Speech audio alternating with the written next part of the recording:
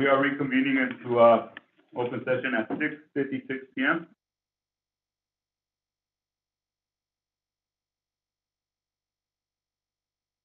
Item 1, report of action taken in closed session.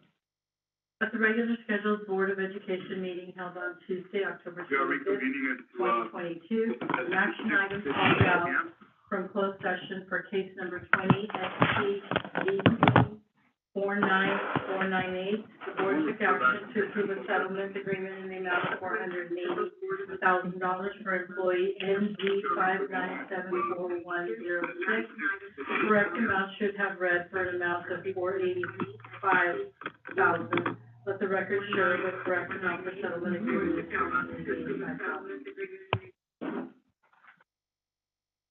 $485,000. Report out of closed session.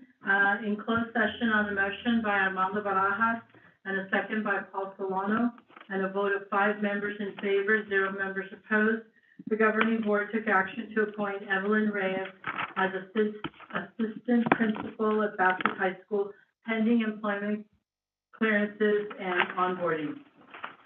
All board members were in favor, no opposed, 0 abstained, and 0 were absent. Thank you. Move on to item number 6, staff presentation information. AB 300 presentation, Dr. Alvarez. Thank you, Board President, members of the board community. We have one of the district's counsel, Terry Tal, here, who will be doing a presentation on AB 300. AB 300 is specific to an assembly bill that was passed regarding seismic studies needing to be done on school facilities. So I'll let him go into more detail. Terry? All right, thank you very much. So the reason I'm here today is to inform not only the board but the public that there are a number of schools at the district that are on what's called the AB 300 list. This list is a DSA identification of buildings that potentially may have some earthquake vulnerability.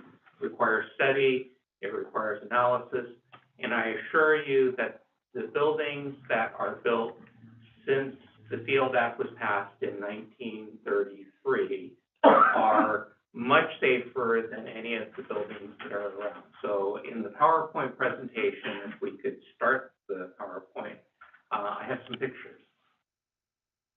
Oh, I have a clicker. Who has?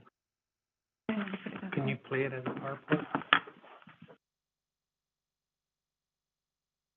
All right, we have it up, Terry. You can just hit enter. Oh, okay, great. Yeah, just tell us when we'll hit enter. All right, just hit enter.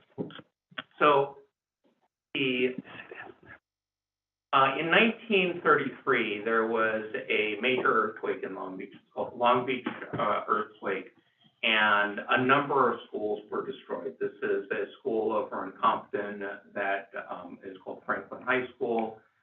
Next slide. This was Poly High School. Poly High School still exists today over at Long Beach Unified. It used to have a dome, but the dome ended up on the ground. So you'll see the dome is on the ground. There was only 1 death during the Long Beach earthquake in 1933, and it was from a child who was waiting at Poly High School when the building had pieces down. As a result of this earthquake that happened in 1933, there was the passage of something called the Field Act. What the Field Act is after April of 1933, buildings in the state of California that are school buildings are subject to a much higher standard of care for seismic, fire, as well as a number of other requirements. And it's true of every school that is now in use in the state of California, including all of the Bassett schools. So I wanted to make sure that it was clear to not only the board and the public that as a result of this earthquake that I'm having up here on the screen, there were much more significant earthquake standards that were imposed. And those more significant earthquake standards were imposed on the schools here. However, what has happened is, as a result of AB 300, a number of buildings were studied, and there were certain building types that were determined that were what's called more vulnerable or more subject to the potential for an earthquake-related problem. So, as a result of that, it becomes necessary to do some studies. Next slide. So there's another picture of Poly with a dome on the ground. Next slide. That's what Poly used to look like before. One more. All right, so AB 300 triggers something in the government code called Government Code Section 830.6. 830.6 is what's known as the Design Amenity Statute. Once the district becomes aware of a possibility that there is anything that could be or potentially may be an issue of safety, then it becomes necessary in order to do the study. So on your board tonight, I have a resolution, and the resolution is for the purpose of ordering me, the superintendent, to make sure that all the studies that need to be done are commenced. Some of the studies we've already started. I've already gone ahead and started some of the studies.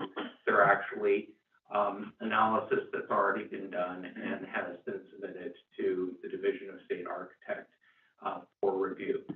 So you are well on your way to doing this evaluation, and we are trying to figure out if any of the buildings here at the district have any structural vulnerability. Next slide.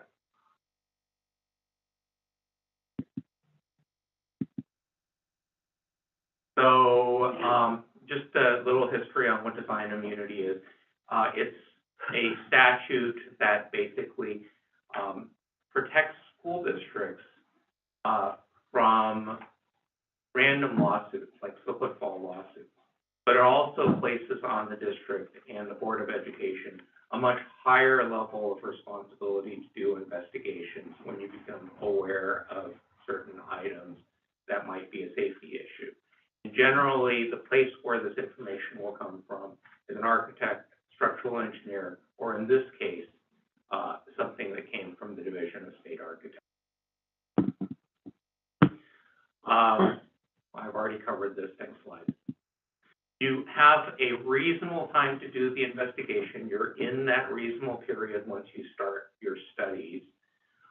It becomes necessary to do what's called an ASCE 41 analysis of the buildings that have been identified by DSA. An ASCE 41 analysis is actually a structural analysis that is performed, and we've already finished it with regard to Bassett High School, which was the first school that we identified that. You're also supposed to, if there are any repairs that are necessary, do an analysis of the cost for those repairs.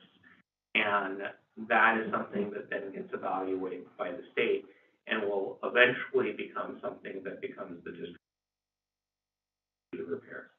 There will be some repairs that will be necessary at the district, but what is needed is analysis of just the level of repairs and how much. Next slide. Okay, this is current status. One more slide.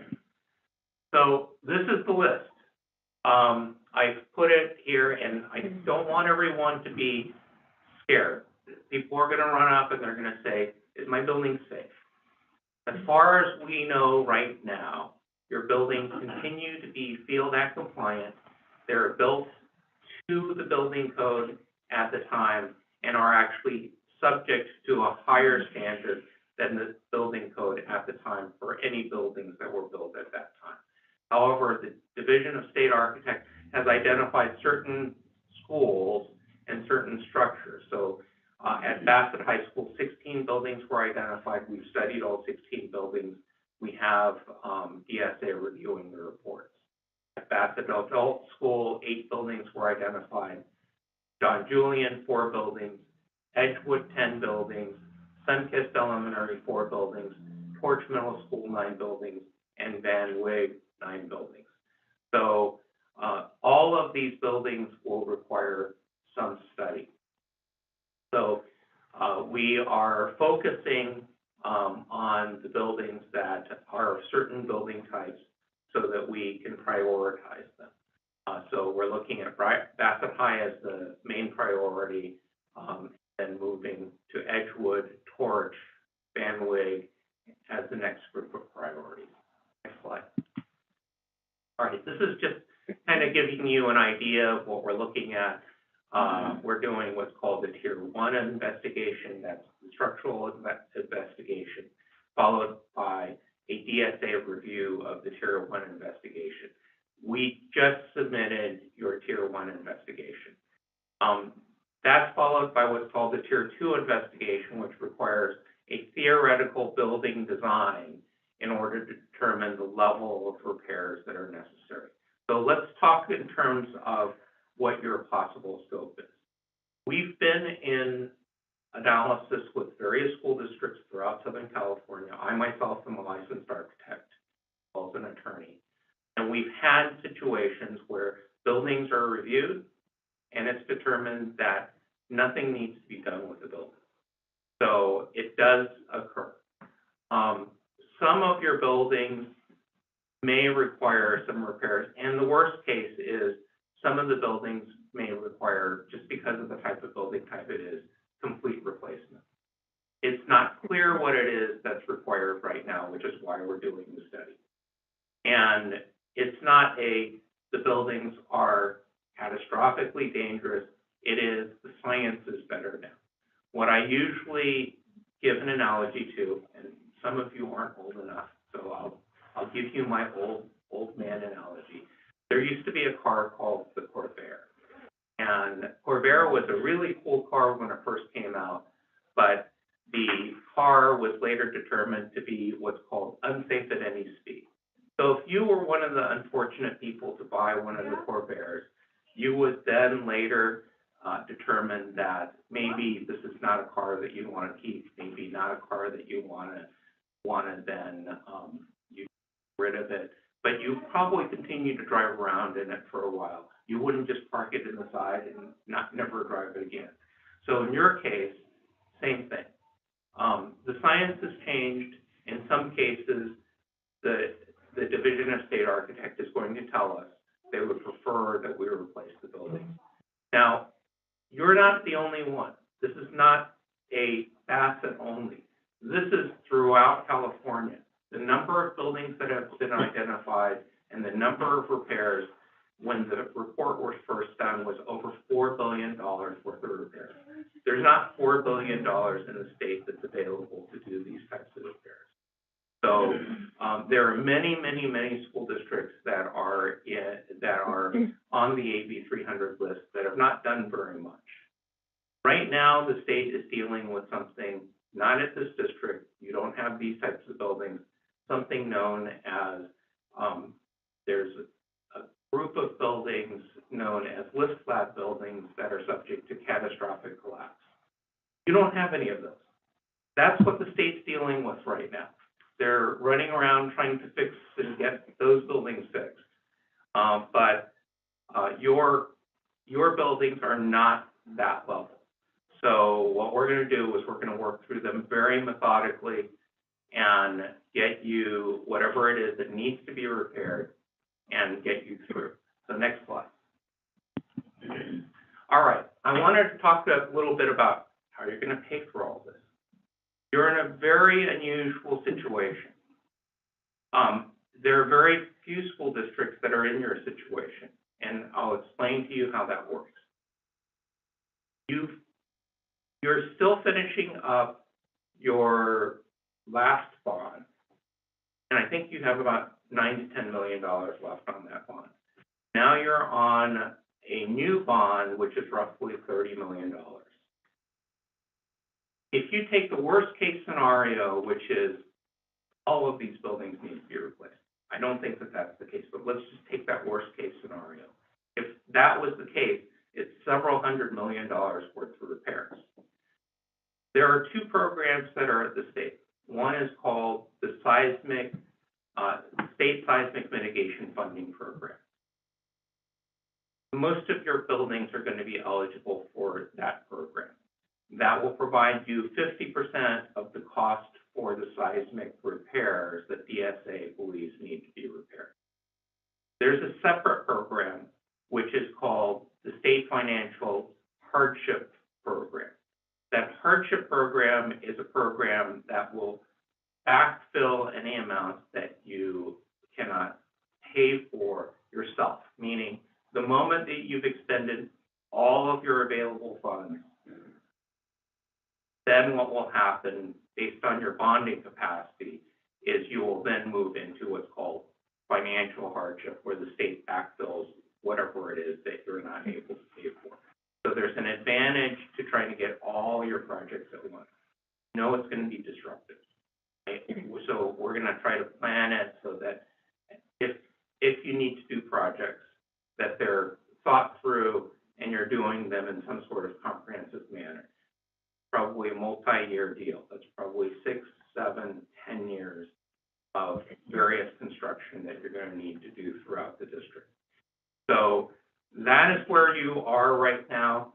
I am requesting that the board adopt the resolution that is before you, and the resolution is for the sole purpose of identifying, one, you have buildings on the AB 300 list, and two, that you are going to do seismic studies, hire structural engineers, and do whatever it is that's needed in order to get these projects through DSA and into state funding.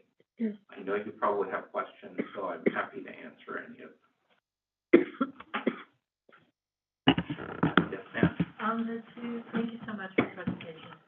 On the two that you said, the two programs available, could we use them concurrently, or do you have to like exhaust? You can use them concurrently.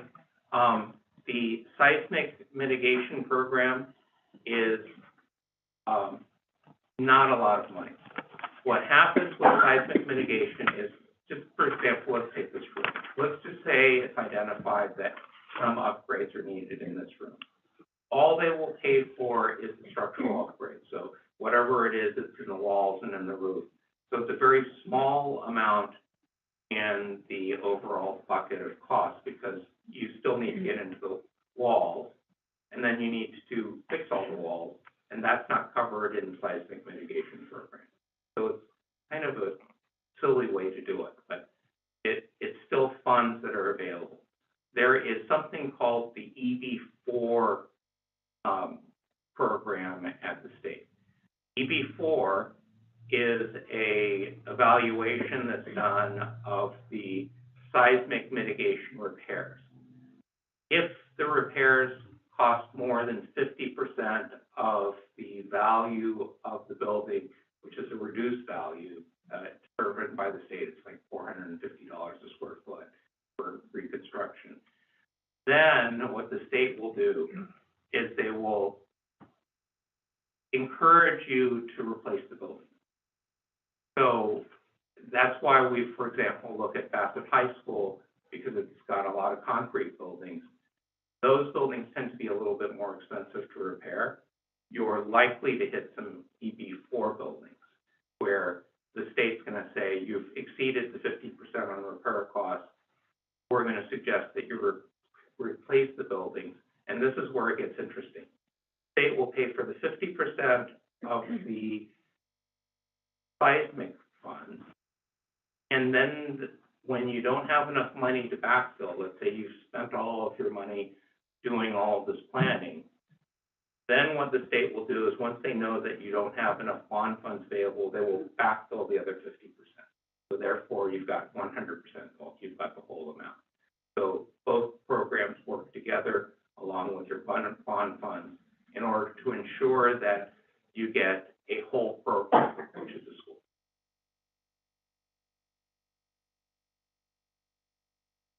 I know there's a lot, and I'm happy to spend as much time as you like on it. Any other questions?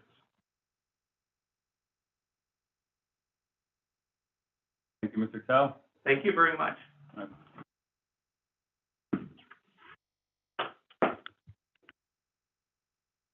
We move on to item number 7, written communications. Item number 8, public comments. The Board of Education welcomes input from the public in order to conduct district business in an orderly manner. For the privacy and safety of the speakers and to help staff respond more directly, board policies require that public presentations to the board comply with certain procedures, including speakers may address only items that are within the subject matter jurisdiction of the board. When addressing the board, speakers are requested to state their name, address the board from the podium, and adhere to the applicable time of 3 minutes. Total time allotted for public input on agenda or non-agenda items is limited to 20 minutes. There are several speakers on a specific topic at the president's request. The board may reduce the amount of time individuals may speak, requesting that comments be limited to points not already addressed, Speakers may not reserve or grant any portion of their speaking time to other persons. Speakers are requested to maintain order, decorum, and not disrupt the meeting or use profanity when addressing the board. Complaints should follow the district complaint procedures before discussion with the board. First, we have, Mr. Fletcher Johnson.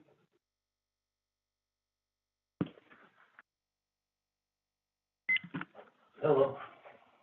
See all you guys are here again. Well, my first thing is if somebody could just nod their head, I know you guys don't really like to. Have you guys heard anything about Laura Santos being, voted into, the bond board meeting? Or are you guys just not following through? Anybody, can I hear something from anybody? No? Yes? Is she on the agenda? Yeah? Was she, voted in? Come on, yes or no? The item is next to, Sir? if you look at the agenda, you can see that the item is there. Okay, well, obviously, I did not look at it, so I'm asking. So, that means, you guys. Oh, the item is on the agenda too. Okay. Well, very good. So, another thing was about HR and what, every time I come here, you guys just gave somebody else a lot of money. Last time, a lot of money. HR, what is HR doing? Are the same people still here that is letting this thing happen? Are the teachers afraid to speak up? Are the staff afraid to speak up? Terrible. Terrible thing. You know? I don't get it. It's impossible for anybody to get laid off here at Bassett Unified School District or whatever they're doing. I have a little saying here that, you know, this couple, or you join a group, and you say, man, I want to join this group, and you start living and you're in the group, and you start noticing that something's not right, or your significant other shows up acting funny, and then it just keeps going on, and it keeps going on, you know, and then one day you start wondering, man, am I going to do something about this? And you sit there, and in your head you say, well, do I really need to get involved, or can I just turn a blind eye? And you go on like that for days, maybe weeks, maybe even a year or so, you know? And then finally, one day you say, man, I'm going to do it. I'm going to get up, and I'm going to go down over there, and I'm going to fill out that piece of paper, see what I can do. What do? You get up in the morning, go there, you say, after that, you say, man, you know what? I'm not going to do it. Mr. Fletcher, I'm going to deal with it. 33 minutes. I'll just let it go. You know? But that's what you guys are doing. Mr. Fletcher, that's 2 minutes.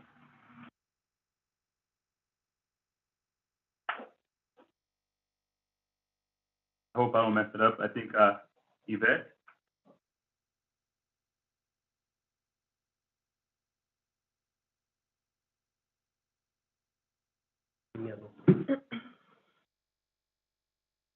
Thank you. Good evening to everybody. Dr. Alvarez and our members, thank you for your time. I'm here to speak on behalf of my son. He attends Edgewood Academy. A week ago, he was suspended for defending himself from a bully. Up to this date right now, I still don't know what's going to happen. This individual has been bullying my son for about 2 years now. I just barely found out that he's been doing this. I brought it to the principal's attention. Fortunately, to my knowledge, I feel that he is not doing anything for my son. This individual still keeps on bullying other students, and it's continuing, and it's not stopping. Another problem that I have is that there's some board members that are going around, and it has to do with this incident that happened, is asking information about me and my family. I do not appreciate that. Now, if they want to know something, they can come directly to me. I would appreciate if I can get help with that, but my main concern is the bullying, and the principal is not doing anything at all, and I do want it, something, if you guys can help me out and guide me, what I can do. I want to fight to get that suspension off of my son's record, because to me, it's not justified. And I'm sorry. I don't think it's right that my son got suspended for defending himself from a person that doesn't want to stop, that several kids have asked that person to leave him alone and doesn't do it. All I ask is for your guys' help. Very much.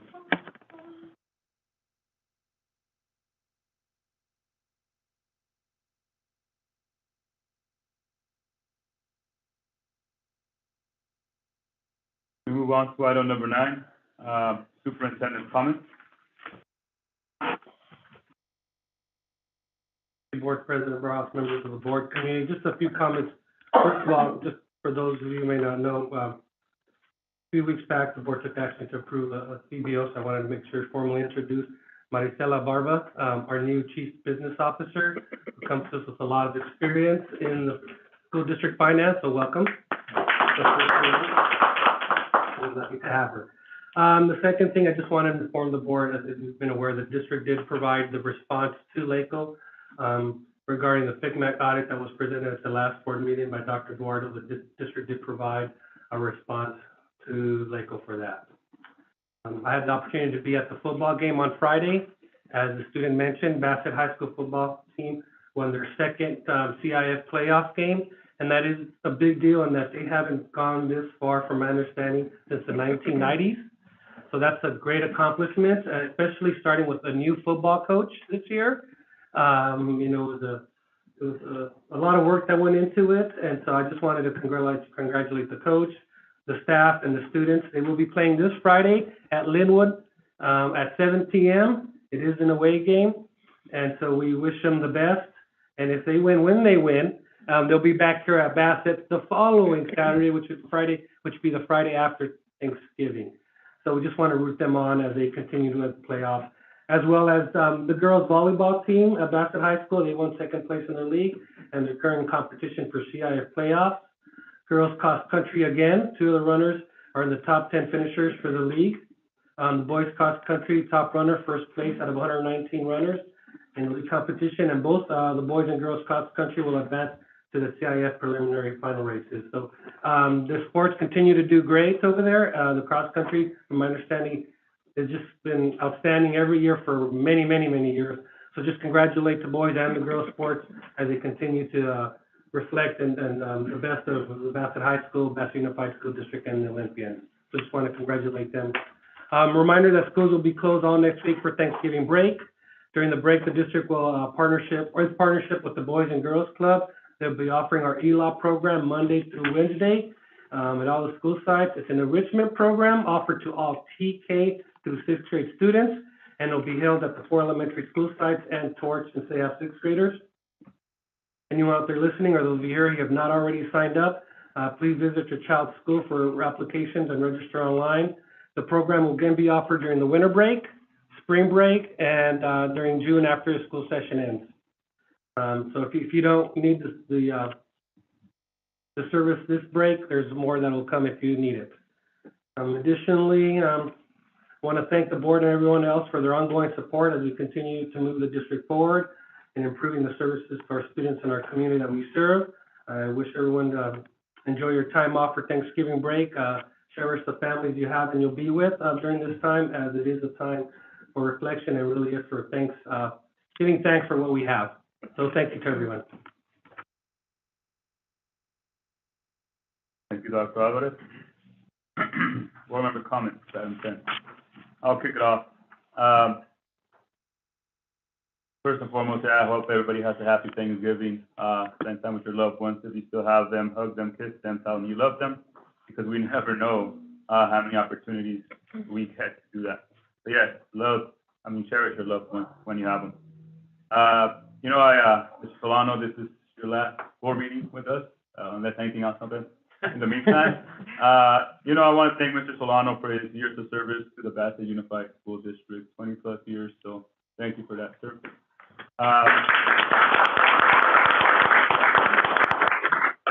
I'll leave it at that. Thank you, Mr. Solano. Joni? Like it's going backwards today. To comment and congratulate on all of our sports is not enough words. Girls volleyball, girls and boys cross country, excellent. But going to third round playoffs is so stunning for this team. I said it before and I'll say it again, we gotta keep this coach. I'd like to keep the boys for the quarterback, I believe it's a senior, but we can flunk him. So that he would be qualified. But he's got a great arm, we've got running backs, we've got smart backs, we've got great offensive players, they're smart out on the field. He calls excellent plays. I'm very, very looking forward to going to that Black Friday game here back again when we make it to fourth round. I have a thank you to California Schools, like CSBA Magazine, for publishing my profile this month. As I'm told by the different people I spoke with, a lot of people want to be profiled and they pick 4 for the year, and I was lucky enough to be one of them. Horrible picture, but go see it anyway. But I have definite notes I wanted to read, but I figured I hope I'm going to be back at the next meeting. And if you know what I'm talking about, you know what I'm talking about.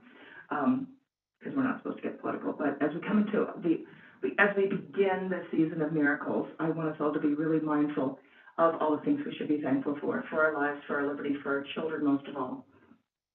But with those liberties, with those freedoms, with our love of our children come incredibly great responsibilities. And I think we have to also reflect on our own behaviors and make sure that we present those behaviors that the children can look up to, emulate, and we can become their role models, because there's so few role models in the world now on their handheld devices and everything else. We've got to be more of a foundation for them because they're looking elsewhere. And we've got to get them to look back to us because our youth is what we're here for. Our youth is our future. It's been my whole life as a teacher, as anything I've ever done. So I cannot implore you enough to do what you can to be that support for our children, because we're given these great little gifts that have little minds and little bodies and do dumb things all the time. And if we can guide them to a better place, we're leaving a better world to them. So I am thankful for everybody here. I look forward to a great holiday season, and I hope you are safe and healthy and happy. So good night, that's it. Thank you, Ms. Sanzioni. Ms. Flores? Hi, everybody. So I'm going to start with a little backpedal here. Happy belated happy 247th birthday to all our Marines out there. They celebrated, and our own superintendent. So happy birthday there. And again, Veterans Day, Friday, I had the opportunity to attend the Veterans Ceremony over at City of La Fuente. It was a beautiful ceremony where so many veterans were commemorated. As said, we, our freedom freedom is very important. We live, as you all heard, we live in the land of the free because we're brave. So, and I'm very, very thankful for that. I want to first send out a thank you to all those who made their public comments. Thank you so much. Know always that you can, you don't have to wait for public comment to make the comment. Remember, here is reachable. You know, we do have protocols that we have to follow that, you know, we kind of estimate. But just know that we do listen when we are told. We do act on it. So please don't feel that you have to wait for the board meeting to share your comments. Okay? As for myself, I'm over there. And no, please, student safety is a priority, and we will look into that, more definitely. And, yes, because they are, as again, Board Member Sanzioni said, our youth, they're our leaders of tomorrow. They're going to be taking care of us. So we need to make sure we protect them and we do right by them. Okay? With that said, as the Thanksgiving holidays come, please remember to give thanks for all the good things in your lives and our family, our friends, everything. Let's just give thanks. Everyone have a blessed, wonderful Thanksgiving. And Thank you, Ms. Flores. Ms. Rivera? Hi, I want to congratulate all the Boston High School sports. Always done very good, and like you said, cross country has very good. It's very nice to hear the football's doing great and moving on. Congratulations to them. I also want to thank all the veterans, not just on Veterans Day, but we should thank them all the time and keep them in our prayers to remember that there's some that came back stable or whatever with the post, I was going to say postpartum, but that's not it. The post-traumatic disorder, but, and, we should thank them, and if we see their bodies pop across here or something, just to thank them, because we are here, and we are in the land of the free because of them, because they sacrifice. And not only them, but their families have to sacrifice. So, thanks to them, and always remember them. I also like to thank Rose and Rowena and Ms. Howland Collins for working so hard and trying to get these baskets to our families. You know, I think we should give them a hand for both of them.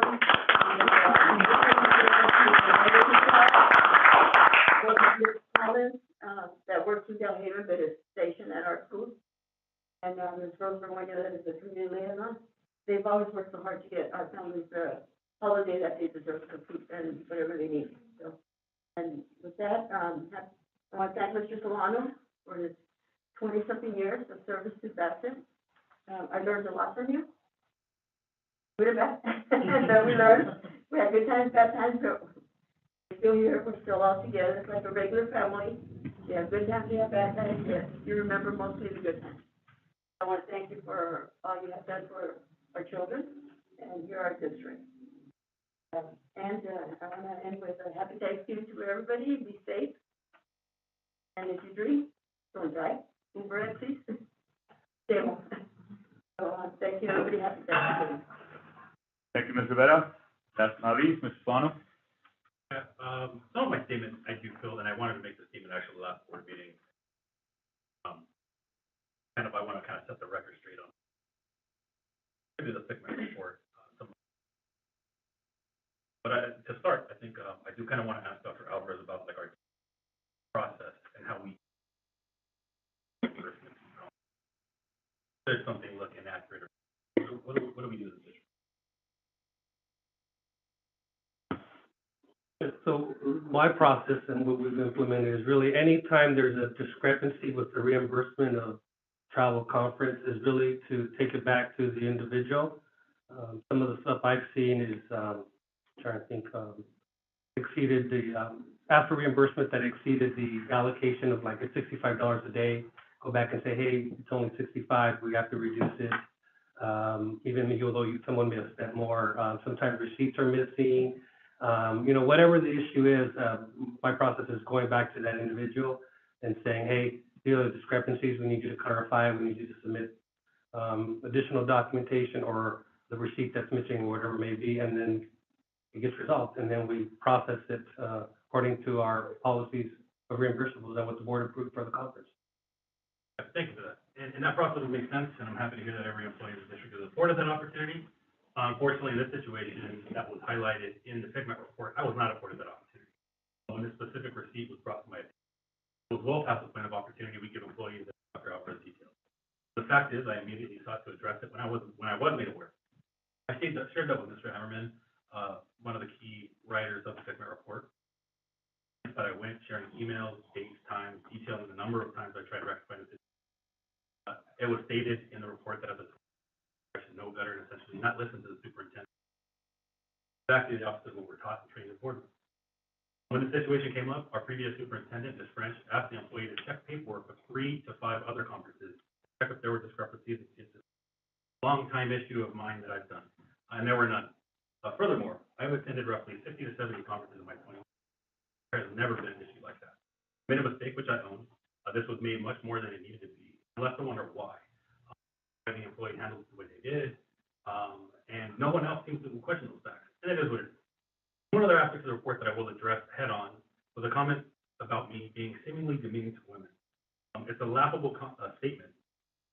My mother, who raised me as a single mother, a strong woman, would laugh at it. My family would as well, same as any female coworker I've had in any job I've ever held. I do not argue the fact that I'm a passionate person about things I care about. The district and the kids in it have been at the top of that list for a long time, probably in an unbalanced way, given that I have no children, let alone any other district others. And let me make clear for Mr. Ammerman or anyone else who contributed to that report. My passion, which sometimes takes a tone or raised voice, does not discriminate. The one person who had it worse for me, and now I think we know deserves it, was Dr. Alex Rojas. Others who have heard me fired up are likely fellow board members, union leaders, appointed individuals who have mostly been female in the district. But I think Mr. Watanabe, Mr. Rojas, and even Mr. Frank Vasquez, who is currently still in the district, would argue that my passion does not discriminate. The bulk of this report took 3 years to finish, and it's focused on Delterra. I appreciate that it confirms the report that our former general counsel, Leo Alfredo, put together in less than 6 months. We were going to use that report. The other section on matters that, the other section focuses on matters that we as a district have zero oversight over, campaign funds. We've brought confusion more than anything, because again, it's not something that the district has any control over. And again, it makes me wonder why that was a focus at all in the report. Nonetheless, I want to thank LACO for the time, and thank Dr. Alvarez for stating tonight that report, that you've already issued a prompt response in that, that we've had as a district in terms of accounting, saving paperwork and whatnot, reports are rectified now. And I do want to call a few other things out on my way out. And I know this might sound sour, and some of it is, frankly, but it's honest. And that's one thing I've always been in this district, to the unions and its members. Sometimes you make it tough to be a union supporter. Luckily, during my 5 successful elections, and I could have walked back in uncontested this time around, I've been endorsed by unions. 3 times, I think, by both unions, and I've always made it clear during a union endorsement, any decision I make will be in the best interest. And it might not always make you happy, but at least you'll know where I stand. And I think that's why there were different times where I was supported or not. But I've always been supported by IBEW, NECA, Teamsters, UFCW, and the LA County Federation of Labor. They've all been longtime supporters because I've always been a longtime supporter. But again, our union leadership makes it difficult sometimes. I'll use 2 specific examples. The tenor of board meetings isn't it, but it's the actions that the union has taken causes me concern, short-term and long-term. One, you supported a recall against me that didn't exist. I have no problem with supporting a recall against me. You can support, even if it was based on misinformation being manipulated, but that is what it is. The recall was supposed to happen in 2020. It was a 3rd attempt by an individual who clearly didn't know what he was doing, based on politics and ego, but the union took a vote in late February or early March 2020 and made a public declaration saying, unfortunately, the recall was already dead as the necessary paperwork hadn't been filed. It had been dead since late January, early February. I verified that with the county register back then. Yet the misled took a vote on something that didn't exist. I would hope that our teachers' unions do the homework they ask our children to do. Back the recall, but back one that exists. That segues into the union's endorsement. And again, this is the teacher specifically. If you did your homework on an individual you recently endorsed, nothing major in terms of research, just simple homework, you would find that you endorsed an individual who publicly posts racist and misogynistic content. Of course, he cowardly deleted much of it prior to his council race that he just. And your politics can be left or right, but neither of those things, racism, misogyny, should be acceptable. To endorse someone who stalked my home, publicly stated that, you stalked an employee's home, and I know for a fact he's left others in this district to wonder if he stalked their homes if they disagree with his misguided pursuit of some supposed. Teachers Union, I've worked with many union leaders, Ms. Townsend from when I started, Ms. Samuels, Mary Ellen Dayners, and for a while I worked with Carla Mahaffey. But I do ask, do your homework when it comes to these really important issues. Again, racist, misogynistic individuals aren't needed to lead or represent our. Speaking of that individual, that the union endorsed, who currently sits in our personnel commission, let me be clear. 100% of what he said about me has been false.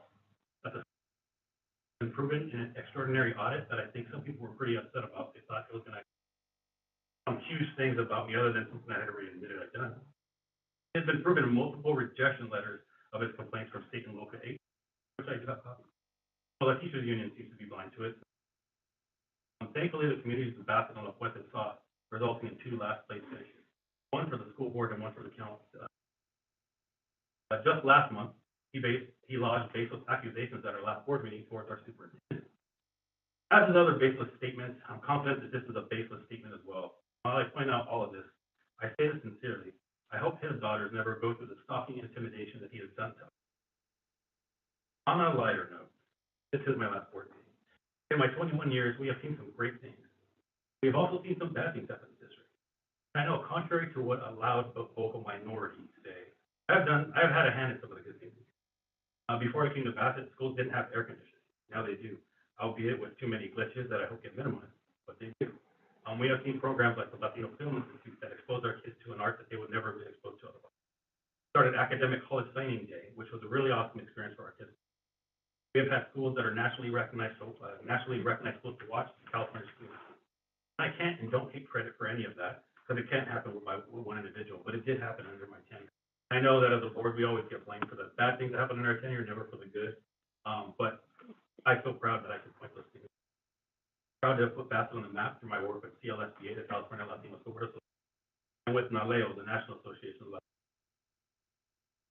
I do want to thank teachers like Mr. Barberena and Mr. Sandra, counselors like Senator Torres, Hector Armis, who continue to change kids' lives.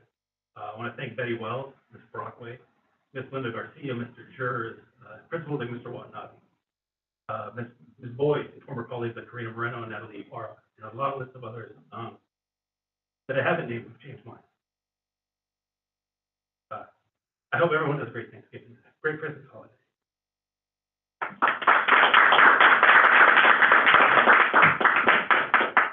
Thank you, Mrs. Solano. Item number 11, discussion and action items. Item number 1 in it, application for Citizens Bond Oversight Committee. The superintendent recommends the Board of Education consider the following applicants to the Citizens Bond Oversight Committee effective November 16, 2022. The names are Iris Maria Zavala, with the parent, Ana Morales, Senior Citizen Organization, and Laura Santos, various criteria.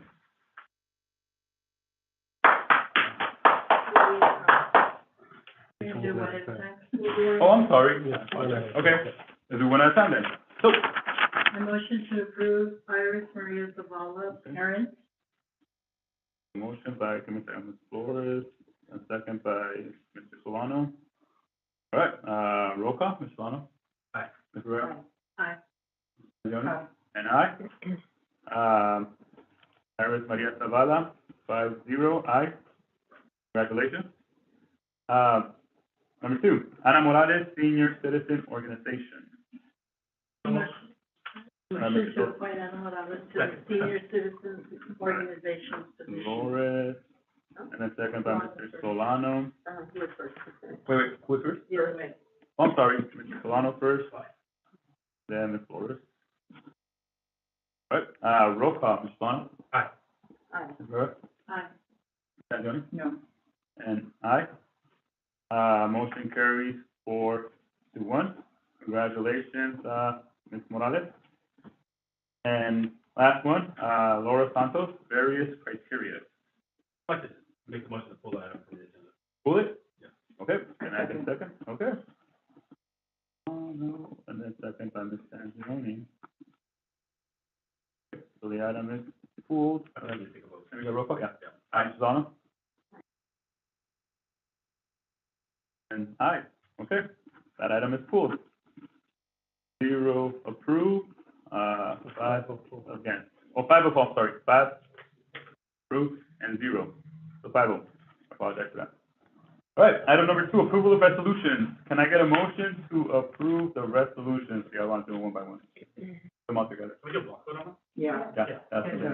I'll make the motion to approve, all the resolutions 1, 2, 3, and 4. No, and second by who, Ms. Rivera? Mhm. All right, roll call? Aye. Rivera? Lori? Aye. And I, motion carries 5-0. Consent calendar, all matters listed under the consent calendar are considered to be by the board to be items that will be enacted by the board in one motion. There will be no discussion on these items prior to the time the board votes on the motion unless members of the board, staff, or public request specific items to be discussed and or removed from the consent calendar. Can I get a motion? So moved. Motion to approve. Second. Those two. Ms. Flores, Trying to take away Yeah, the we last was. time. Ms. Solano, Actually, We're gonna take away last time. you could conclude it. Aye. Solano, Ms. Flores, Ms. Leone, and I, consent calendar approved 5-0. All right, here we go. All right, adjournment. Our next regular board meeting is December 13, 2022. Item number 2, adjournment of regular board meeting of November 15, 2022. So moved. Mr. Solano, thank you, Mr. Solano. And I'll second it, Barajas. Roll call, Solano? Aye. Mr. Rivera? Aye. Ms. Leone? Aye. And I. Meeting is adjourned at 7:48 PM.